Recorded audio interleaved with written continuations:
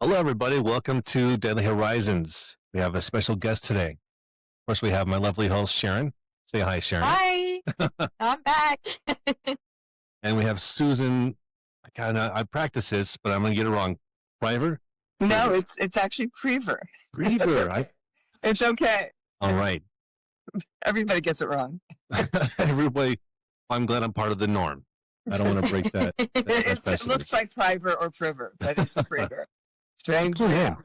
Thank you for joining us. We've interviewed Chad Farron.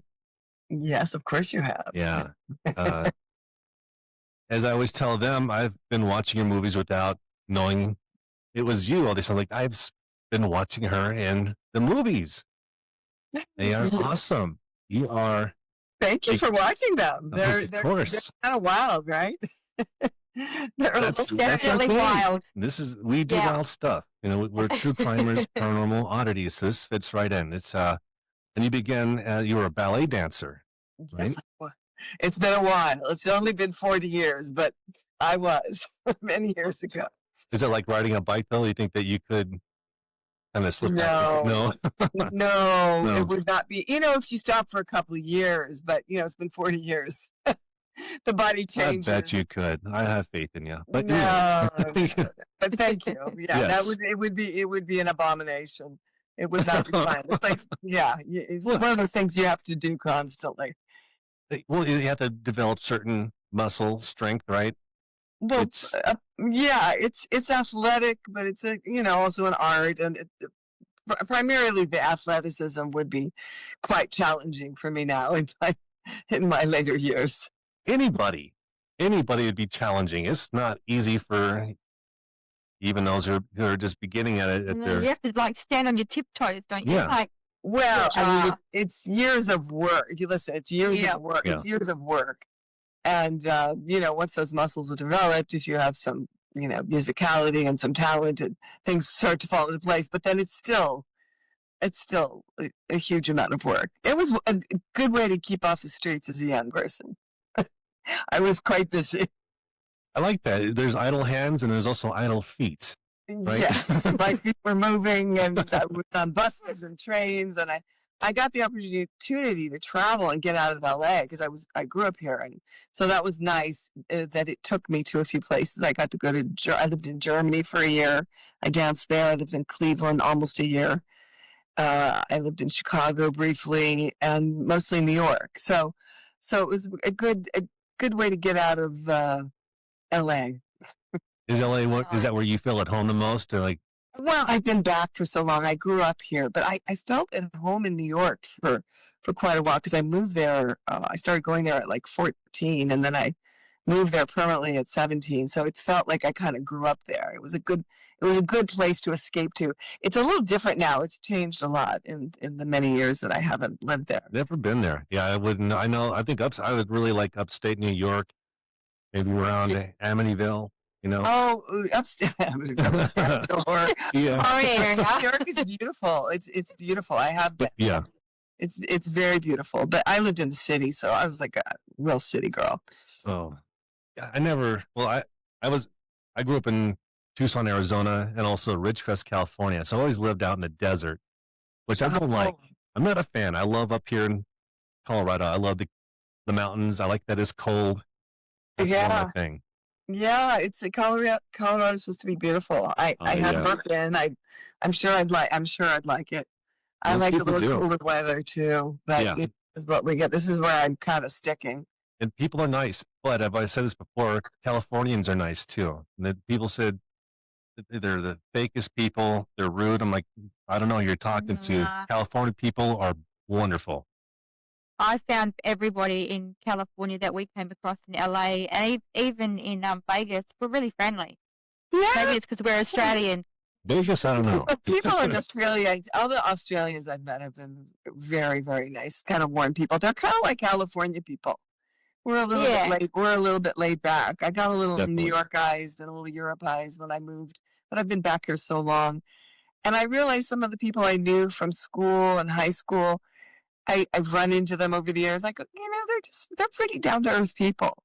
Everybody's doing different things, but they're pretty down to earth people. So I have to feel lucky that I, got this somewhat privileged upbringing. Not like growing up in the castle in England, Yeah. but so relative to the world, it's pretty privileged. For sure. And when you settled back after you're doing ballet dancing, you were doing some acting training with what was the actor studio on the loft, right? Yes, the actor studio was my beginning. I got kind of introduced to that, and so then I would go to teachers that were trained that way, kind of method, as we call it, acting, and it works pretty well for film, actually. Not so much for stage because you have to really project on stage, but yeah, I had some really great teachers here. There were great teachers in New York too, but I settled back here, and it just kind of worked. I had to get jobs and try to survive, and sort of worked out. I got a scholarship at the loft. Okay. Well, it was a scholarship. I took people's money. I was a secretary. I got my scholarship. I got my cut, if I can call that a scholarship. Or a grant, maybe.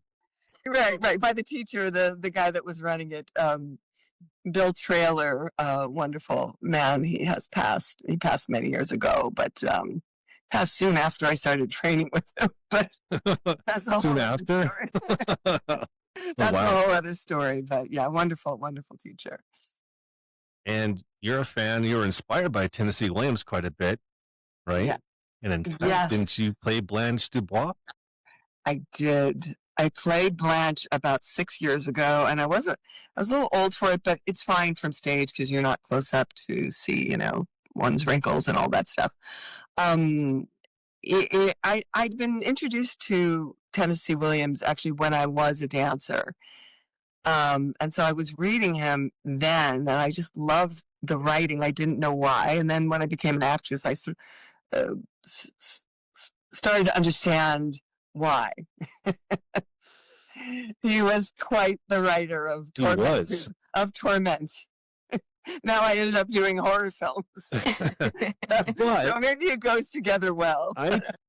So watching your films and just studying about you, to me, I think what you are bringing back is like film noir for women. Because I compare you to Vivian Leigh, who also played Blanche. Oh my God, that's a huge compliment. I mean, God. Your style that you're bringing with Dorothea Puente and Clarnell Kemper, it brings that film noir woman. It's bringing like the period of like the 50s and 60s of, women were becoming just secretaries, housewives, and their husbands were military. Much like with Clarnell Kemper, like you bring that sassiness. That was God. Oh, but yeah. She was beyond sassy. She was mean. She was mean. Which that was a mean character, but I had a lot of fun doing that. I don't know where I dug that up from. I have to be honest with you. I've never played, because I've done a lot of Tennessee Williams, and his characters are more kind of fragile, and they can be warm. Like I could sort of play Dorothea on the warm side and a little more feminine, but Clarnell, man, she was tough. I just and I just kind of, it was in the writing, and I don't know where I brought that up from. I don't know. It was comedic.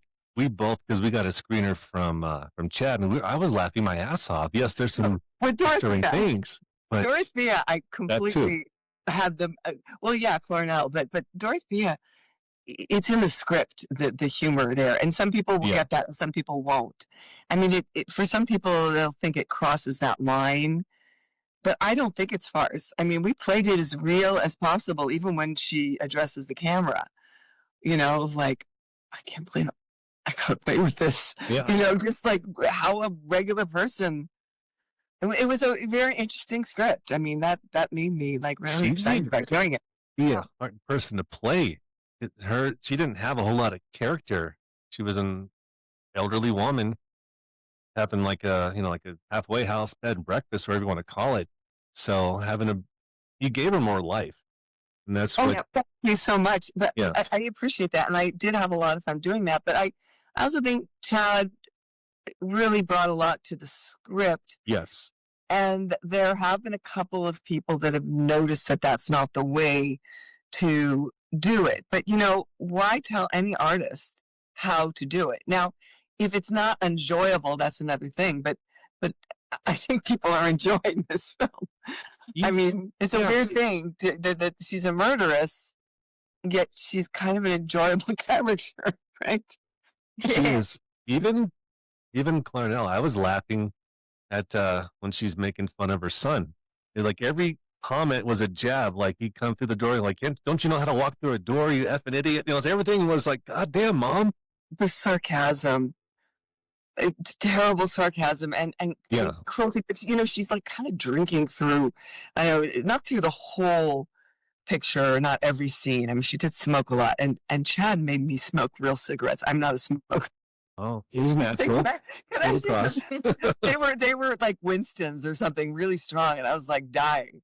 But it was like always the PA would always have to light it for me, like, oh my God, here we go again.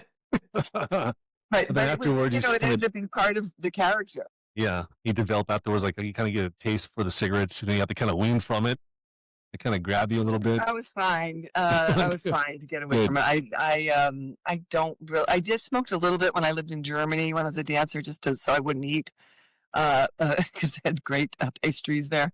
But I really don't enjoy smoking, so no, that's good. I didn't, and it's too late for me to get addicted to something like that. I think too late in life. So how did you channel? Well, if we're talking about Clarnell specifically, how did you go and kind of read about his case a little bit to get familiar? Yeah, of course, and listen to him a lot. There wasn't as much about Clarnell available. So it was more about him and the things that he said, and more about Ed and what he said about her and what she did to him. Now, whether that's true or not, because, he's certainly a very bright, he was he's still alive, very bright man who was influenced by that. Now, not all most serial killers say that they have a terrible relationship with their mother. Yeah. They usually say that. But they could also be lying, too. Oh, yes. I'm surprised with him that she didn't make him wear a dress. Usually they make him wear dresses unless they go in the deep end. Right, exactly. So you kind of have to look at the reality and then bring something of your own to it. So I had to dig into my little toolbox. Well, and you have to think of as a parent, if you had a kid, no parent would really want to, lock him down in a basement, but I know that he was probably a little bit difficult, but he was going through a lot with his mom and dad. I'm assuming they fought a lot because she was pretty verbally abusive to the dad, so that she was a terribly abusive person, but apparently she was abused too. I mean, he killed her parents. He killed her mother and her father. That's right. Yeah. Right. So there is that thing of like, when he went away in that juvenile delinquent center and had some help for a while, but like, if you're able to deal with that you love your child no matter what, right? It's like unconditional, supposedly unconditional love. But your own parents. I don't have children, but if my son killed my parents, even though I had a difficult relationship with both of them, I'm sure I'd feel, I would treat my son pretty horribly just by that plain fact. Unless I personally had gone to a lot of therapy. And I have, so I wouldn't treat my son like that. If I had one. No, and I mean, that just going to say that he conned his way to get out. He's a very intelligent person. He shouldn't have been released, and to go back home and try to live a normal life. Yes, there's going to be a lot of mental concerns for all to deal with. That's a lot to deal with. So, well, the doctor says to him, one of the lines at the very opening of the beginning of that is please don't don't go live with your mother. And then like 3 seconds later, that's where he goes. He's at his mommy's house. Mommy dearest. Yeah, mommy dearest. It actually reminded me, you're the way you portray the character reminded me of one of my relatives who's no longer with us. So it was very like Really? You did, and it is like A woman or a man? a woman. She's that bad. She was that, yeah, she was that bad. That's bad. Yeah, Yeah, it was like, wow. bad. And I was thinking about that today. I think it's kind of the times. That's how she was dealing with her own, yeah, she was an alcoholic. Yeah. She was going from kind of husband to husband. Some was kind of embarrassment, but I think back then insults are also very common, a way of trying to shaming your kid, kind of, in a way. Yeah, I think so. I mean, I certainly had that with my parents, but maybe not as bad as a woman like Not you're as talking bad. about, your relative or Yeah. Cornell. I mean, that's just like the height of it. But yeah, I mean, I think this generation of parents. I don't know if you have kids. Oh, yeah. Oh, you do. Okay, so I think Tons. oh, you have tons of kids. Well, Yeah. congratulations. I love that. Insured. Like my brother's kids, like they can do no wrong. I mean, they're 30 and 27 now, but they can do no wrong. I mean, we we strived harder because everything we did was wrong or wasn't Yeah. good enough or whatever. I mean, that's just my generation or maybe our generation of that isn't the way parents treated us, you know? If we can do like a nice blend of the two, not as extreme as we had it, not where everything's wrong. And Right. our kids, they're held accountable. So yes, they can do wrong, and we teach it. Yeah. And even when it's not difficult, so I was trying to think if Ed Kemper was my kid, gosh, I hope he wouldn't even get to that stage. I mean, because he was unaliving cats for Yeah. whatever Yeah. reason. Like it was like, what was Yeah. the cause of that? Born with a mental disability, dealing with Something going on in the brain, right? I mean, it's got to be something going on in the brain. Yeah, quite a few things. Oh shit! What did I just do? That's all I can say. So it's a combination, I would imagine, of environment and that brain thing has to be going on first, right? That's that old school that they say nature versus nurture. Yeah. Nurture, right? Exactly. It can Something go, triggers it. yeah, it can go either way. It could be there's no set rules for it, but there's always some type of trauma. It's seldom that kids are turning into serial killers without some type of mishap. Like Jeffrey Dahmer, his parents were pretty messed up, and he was Yeah, it was isolated. more, but yeah, he started early with the animals, and he I think there was the non-communication thing going on with that. If you've heard the 100%. interviews with his dad Yeah, and his mom, it was just like that hidden thing. It's like everything's so underneath that nobody's expressing anything, and so he buried everything inside. he did, and his dad says something that I kind of caught, that he had a feeling that his son would turn out a certain way because it sounds like his dad had his own demons that he fought, and he was hoping his son wouldn't go that way. It's some type of internal struggle, and his habits. Like the taxidermy is not that weird, actually, especially at that time frame. In school, Lots of people do taxidermy. yeah, and Right. we would, And they're not serial killers.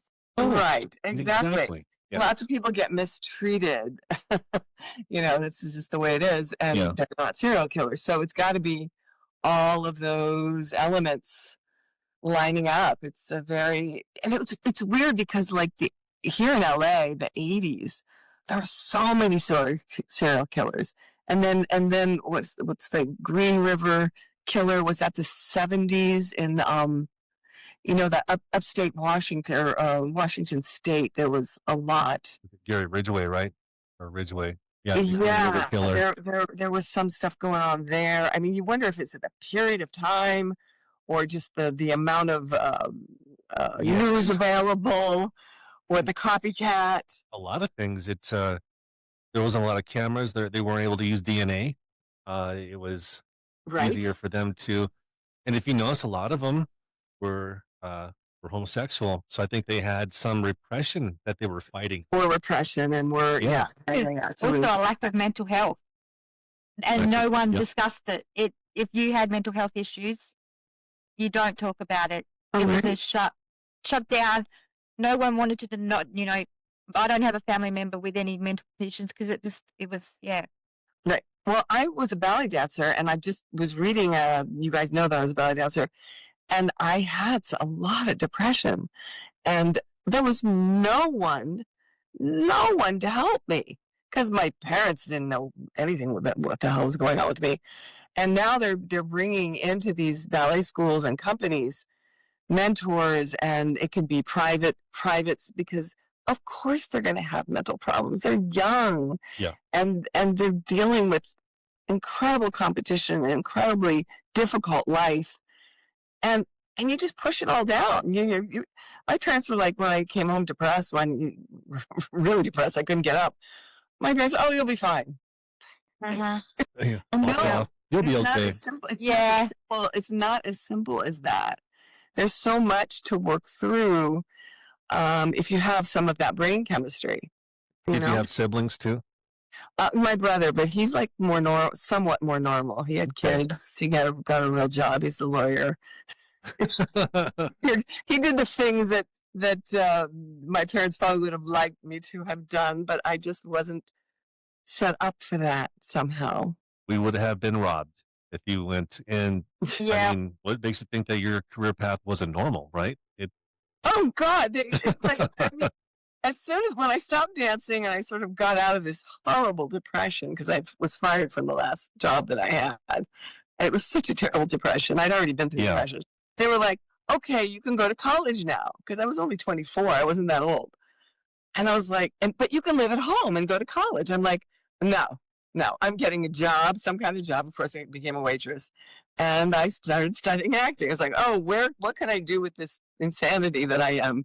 So I started studying. Well, I just felt comfortable on stage, or I felt comfortable living in another world, and maybe I could have become a writer or something, but that I was kind of used to using my body, and I think that's kind of why I went into acting.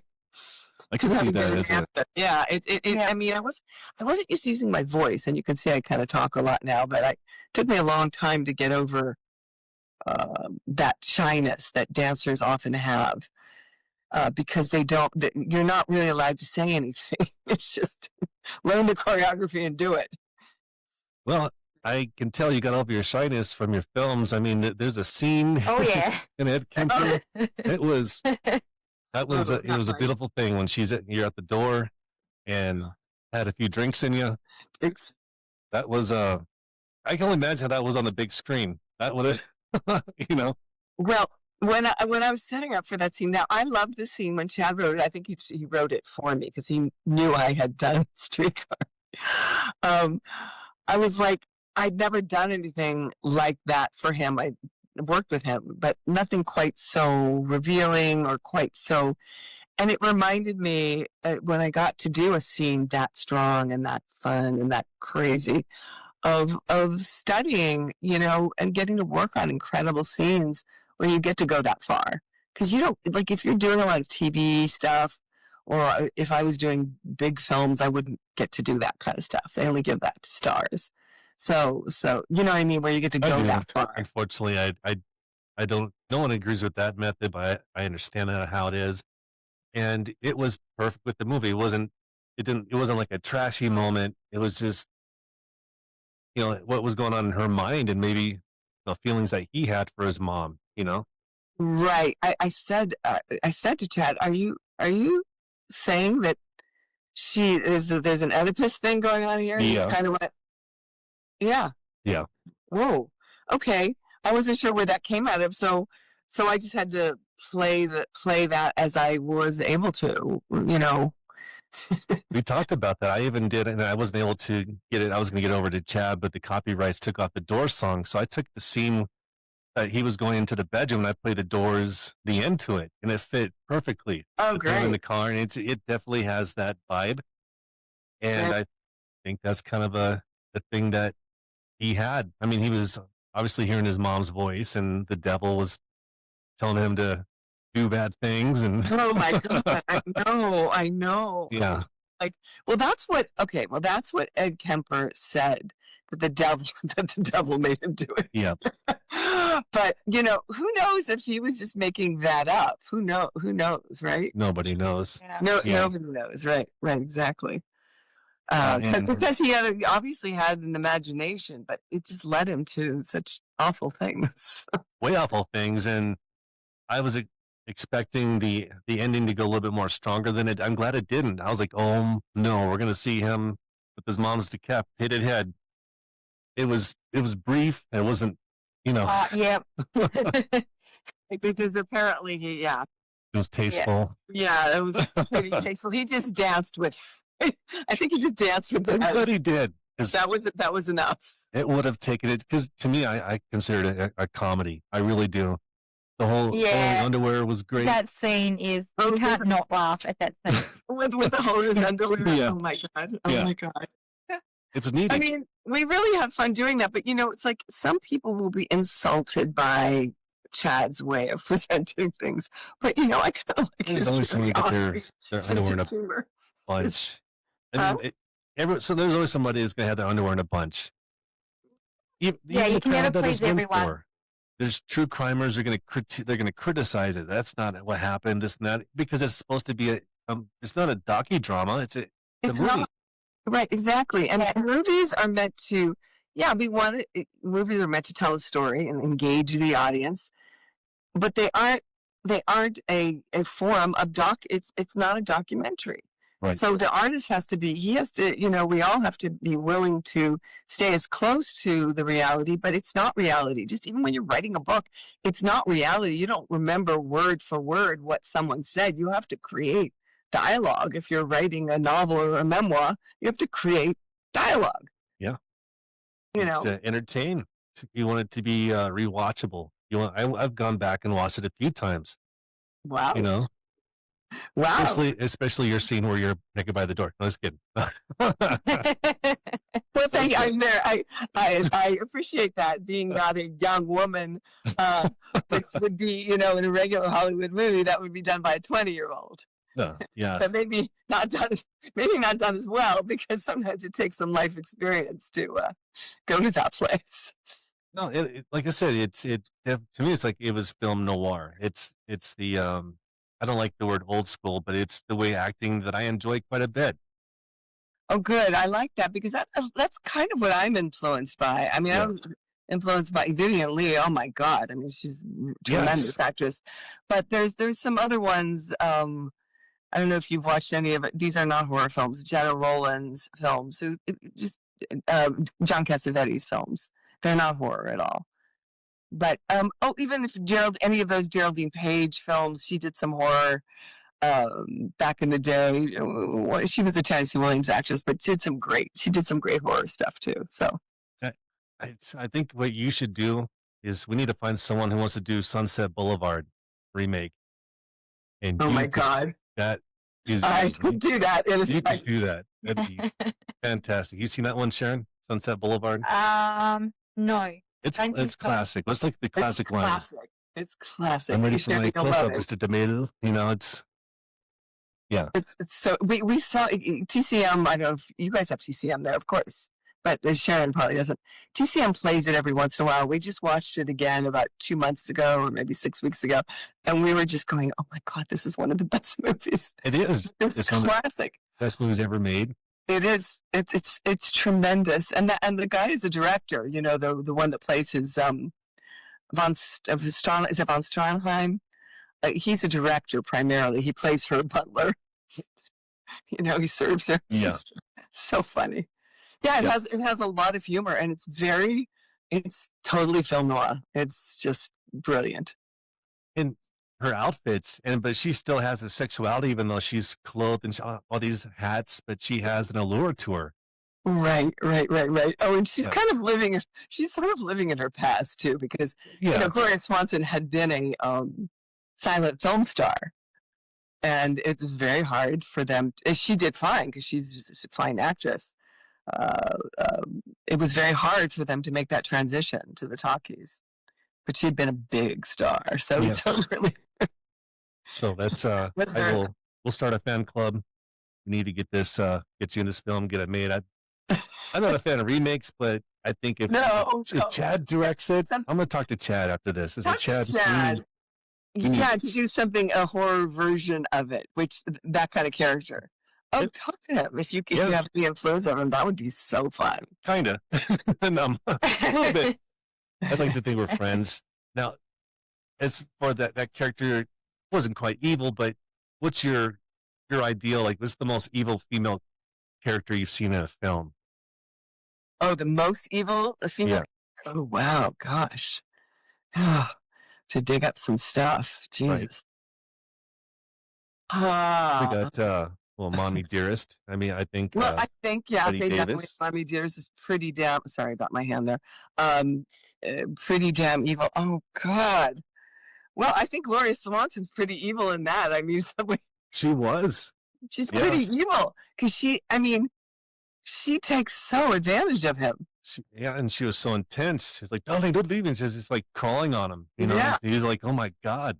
God, who else? I mean, do you guys watch American Horror Story? Are they? I haven't seen that one. First 2 seasons. It's all right. I have, yeah. I just saw the new Ed Gein.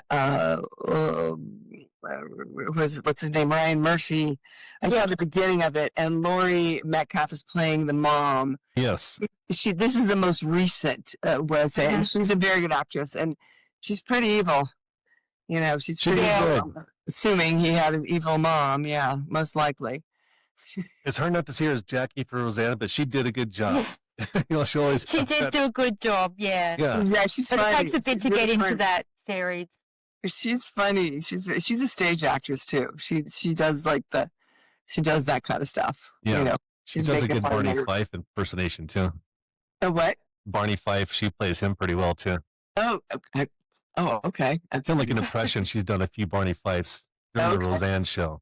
Okay. Yeah. But I never really watched it. I'm not a big I watch some TV now because some of the series are so good. Yeah. For a long time, I didn't have a TV. It was really nice. I didn't watch TV. Yeah. I just liked movies. It's more in the background now. Yeah, exactly. It's like company. It is. To drown everything else out. Drown everything else out. Right. It's a weird presence. But Yeah. I mean, they make some great things now. I mean, come on, the series are pretty incredible. But I wanted to stay away from TV for a number of years. I just wanted to. I don't know why. I thought it would make me read more, and I did a lot of plays, so I didn't watch a lot of TV. Now I watch it. now I'm just tired. Well, here's what I've been doing. So I'm going back to the old Coast to Coast Art Bell type programming. I really respect him as an old radio host of the weird and the creepy and the paranormal. You remember Art Bell? I don't.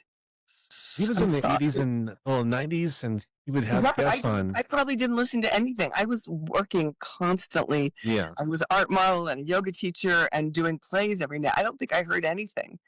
You might like it. He'd have people call in like they're vampires, or they tell their ghost stories, or they talk paranormal and UFOs. I probably heard him, but I just I'm sure, wasn't. I wasn't as connected. Yeah. And then I was trying to survive. I survived. And I like old radio shows like The Shadow. I grew up listening to, because California is huge on playing old radio shows on AM radio. Right. Oh, I've heard of The Shadow. Yeah. I've heard of The Shadow.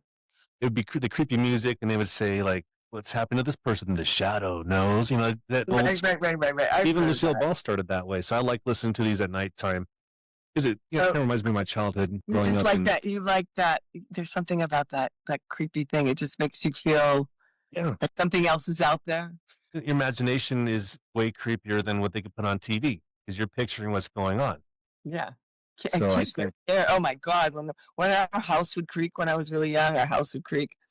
Oh my God, it would just scare the shit out of me. I'd have also, because we had there was a lot of wood in the house, or it was built out of wood, and it was just creak at night. Oh my God, I would just be so scared all the time. Well, that kind of leads to one question I had. What's your thought on the paranormal, and have you had any really creepy, scary experiences? Creepy, my scary experiences have been more with real life people. That's unfortunately true. Real people. That's what my kids say. Aren't you scared of this? I'm like, no, I'm more afraid of what real people could do than. To be honest with you, Yeah. I mean, in my imagination, I can imagine horrible things happening, and I do watch a lot of Dateline, but they don't show anything, I'm just always thinking like, what? Why did you do that, you idiot? You know you're going to get caught. Yeah. It's a way of feeling superior, I guess. Not a good thing. So never any paranormal experiences. No. But no, it's more about some of the men I allowed myself to get involved with when I was younger, just not being smart enough or aware enough, or dudes are scary. There's some scary people out there. Very, very scary. Very, very scary. Yeah. And we won't go into detail there. No, that's no. I would ask you. Of course not. Yeah. Let's see, Shen, do you have any questions? I have more here. I do. So what has been your most favorite character to play so far? Well, it's Dorothea, actually. Dorothea? I mean, well, Blanche Dubois. But then, it would be Dorothea, and then it would be, and then after that for film, it would be Clarnell. Yeah.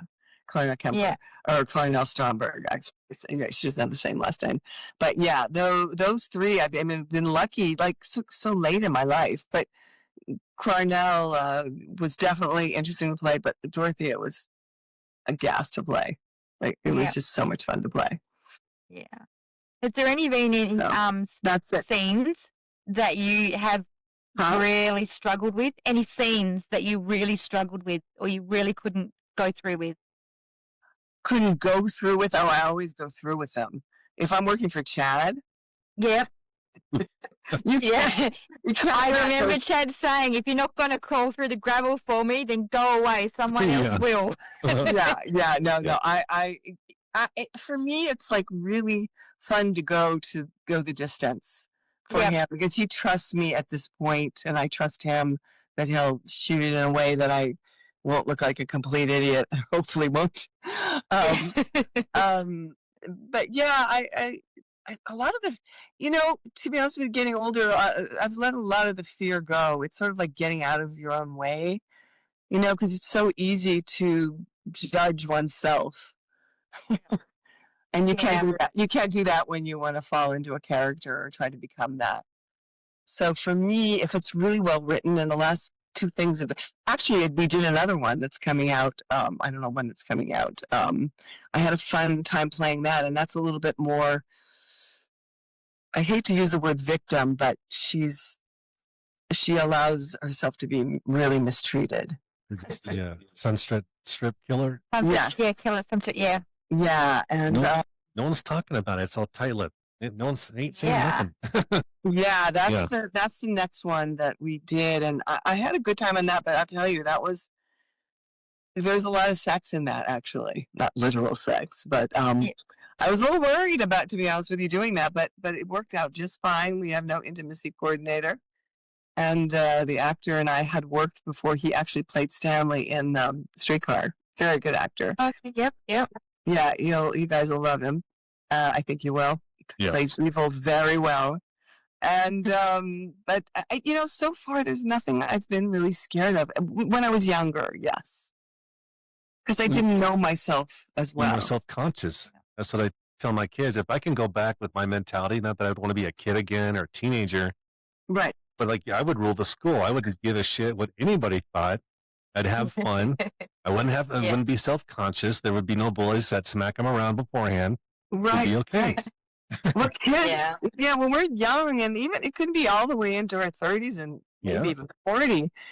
You care what everybody else thinks, and I think you start to let go of that, and you have to let go of that as an actor or a writer, or doing a podcast. Who cares what anyone thinks? You got to do what you do. We have to find our own voice, and it's hard. We can't compare ourselves to other people. It's just all these things. Like, why? We can only be who we are and try to do the best we can with what we got. Exactly. And have fun. Make that memory, because that's the only thing that you can take with you until you get Alzheimer's, and you can't take that with you. Then it doesn't matter, because there's nothing. Nothing matters at that point. Nothing matters. There's no fucks to give, unfortunately, at that stage. Yeah. Oh God. Yeah. I went through it with my mom. It was tough. I mean, she had dementia, but I don't know if it's close to Alzheimer's. It's tough. Yeah. It's similar. It's really scary, and it's hard to deal with. It's so hard to deal with it. Although my mom actually became nice. Oh, in Not some nice, cases, right. it could be a good thing. And she wasn't really awful, my mom, but she could be mean, and perhaps I used some of that in Clarnell. She wasn't as mean as Well, you Clarnell. had inspiration from somewhere. Yeah, Yeah, she could. She had the ability to be mean, but she might have had a good excuse. She had it harder than I did. Yeah. Let's put it that way. One of 12, the baby had to take care of Yeah. her sister's children when she was like 7. So I mean, she had it hard. I know my mom had it hard. She had to grow up way too soon. Too much responsibility. Common back then. Yeah, everybody's got this. Everybody's got this different journey. I guess we just have to do what we can, right? For sure. How about as far as with Hollywood? Have you seen any of the dark side of Hollywood? You buy into the Satanism kind of stuff, the ritual, selling your soul, drinking wasn't recently the girl from, I don't know if you watched Orange is the New Black? Yeah, that girl. She said it was drinking the golden juice. Yeah. The juice. God, that's an interesting thing because I just looked at that recently. Because Robert Miana, who produces a lot of Chad's film or helps produce Chad's films, and very good actor, he mentioned her in a film that he was going to do. So I looked her up, and I saw because he was going to do a film and put her in one of the parts that maybe I would do, but it's not happening. But whatever the case, I looked her up, and she said, "Yeah, they promised me this and that, but I wasn't going to drink the juice." Now, I'm not sure what she's actually talking about, but I think it's really there's a little bit of selling your soul because you get like a team and they do everything for you. And then if you're really young, I think it's probably not so good on your soul because you don't get as much of a backbone. You know what I mean? Yeah.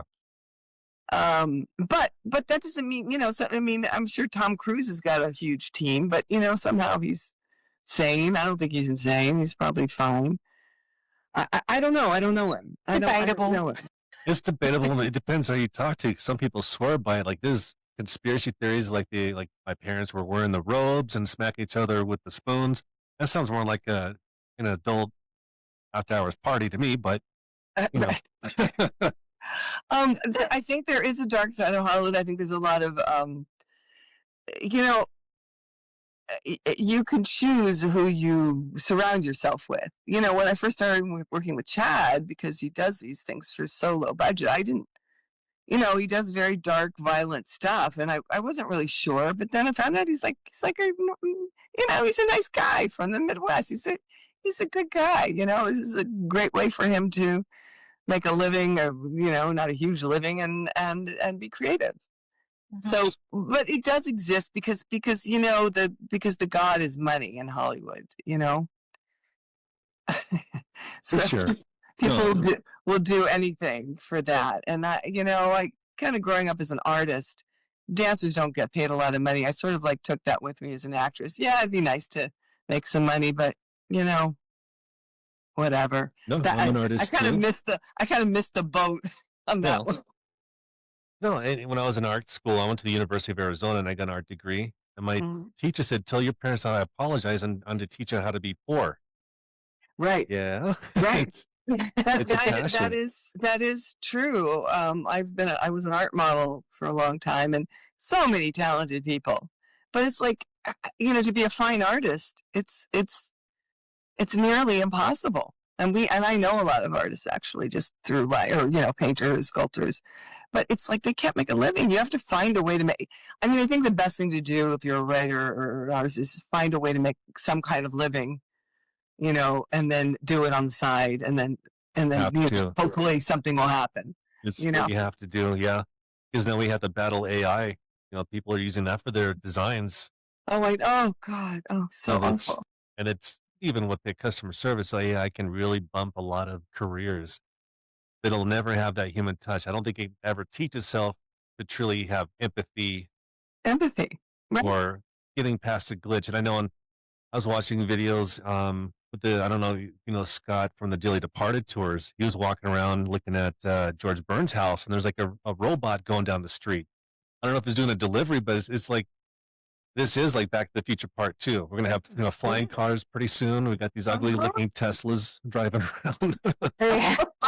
It is. It's happening. It's happening pretty fast. Yeah. But I think, when you make art or even making movies without AI, or as little as possible, you're still going to add the human element, because I mean, as long as we're here, that's what we want. That's in our DNA and our brains and if we have a soul and something, Yeah.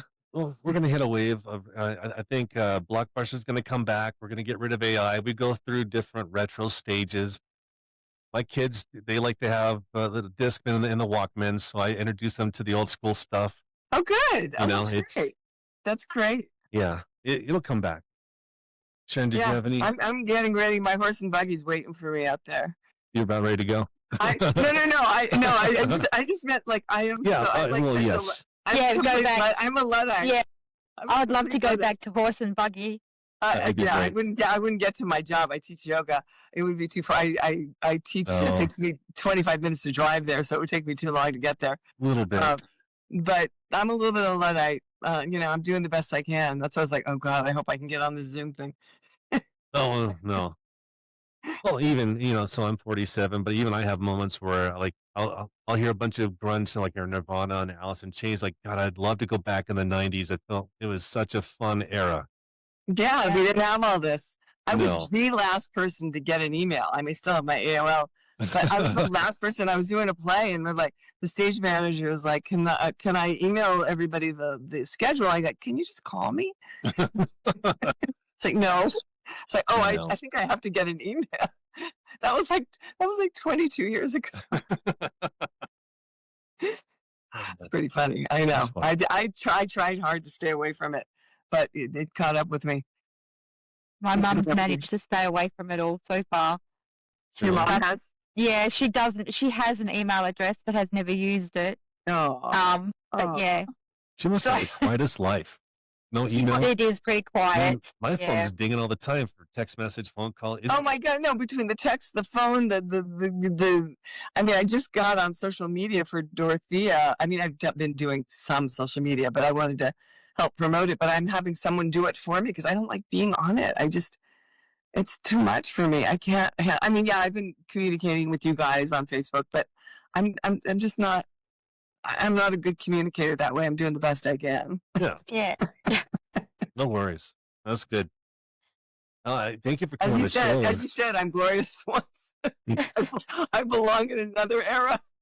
But I'm trying. The biggest compliment I can give everybody because I love that era. It's film.